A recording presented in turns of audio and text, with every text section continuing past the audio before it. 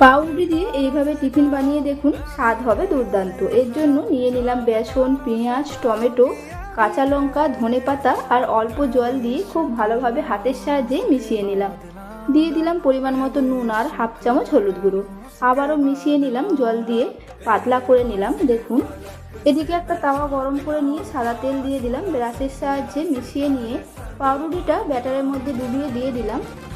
উপর দিয়ে দিলাম ফাটিয়ে রাখা ডিম আর পেঁয়াজ, টমেটো, কাঁচা লঙ্কা ওপর দিয়ে দিলাম। আবারও সেরকম করেই আরেকটাও বানিয়ে নিলাম।